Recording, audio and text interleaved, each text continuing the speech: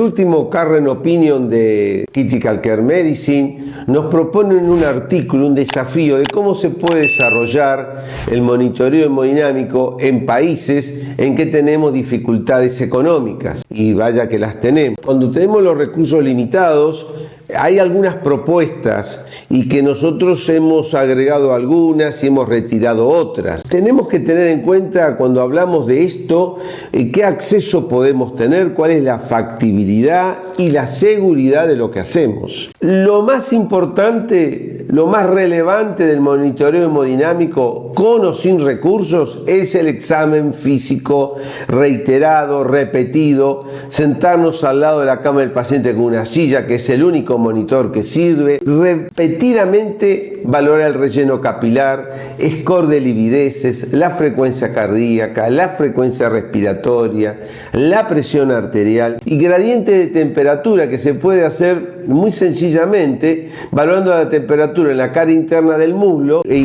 tener un correlato con la valor de la temperatura de la rótula. Normalmente la rótula tiene entre 0,3 a 0,5 grados menos que la cara interna del muslo. Esa báscula de temperatura, si es mayor de 0,5, que suene una alarma. Esto yo no lo inventé, ya lo hacía Max Harrywell en la década del 70 en su unidad de cuidados críticos en Chicago, y así valoraba al paciente con shock. Es decir, que esto no es plata. No es plata, es querer hacerlo. Current Opinion propone la medición de lactato seriado. Muchos de nosotros sabemos que a veces hay lactato y a veces no hay lactato en el laboratorio, y a veces nunca hay lactato.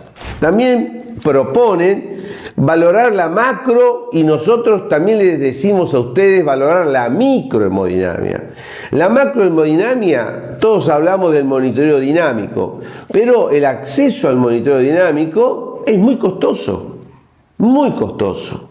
Entonces, lo que sí nosotros proponemos, y también propone el Current Opinion, es valorar la macrohemodinamia con la ultrasonografía, hecha por los propios intensivistas. Pero agregamos nosotros a este artículo del Current Opinion que además podemos valorar la microhemodinamia nosotros mismos al lado de la cama del paciente con la ultrasonografía, valorando, por ejemplo, las velocidades del flujo arterial y venoso intrarrenal, y así vamos a poder hablar del riñón congestivo, de injuria renal aguda por la congestión venosa, que cada vez es más frecuente en el paciente crítico, la velocidad del flujo portal, que me va a inferir cómo está también la irrigación sanguínea a nivel intestinal, la velocidad del flujo hepáticas para valorar si hay congestión hepática o no antes que se desarrolle un hepatograma anormal, y es muy importante valorar las velocidades de flujo de la arteria esplénica, que como ustedes saben,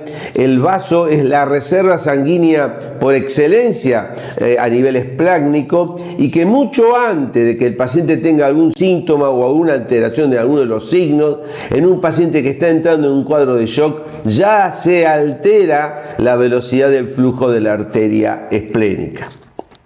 Entonces, creemos nosotros y estamos convencidos que la ultrasonografía es una herramienta fundamental para evaluar la función cardiovascular, diferenciar los distintos tipos de shock que muchas veces se superponen entre las distintas causas, nos aproxima a valorar la microcirculación al lado de la cama del paciente, nos va a decir qué paciente puede ser potencial respondedor o no a una carga de fluidos, y podemos valorar el agua extravascular pulmonar. Esta es la lectura recomendada. Espero que se cuiden mucho, y como el avestruz no podemos seguir escondiéndonos la cabeza.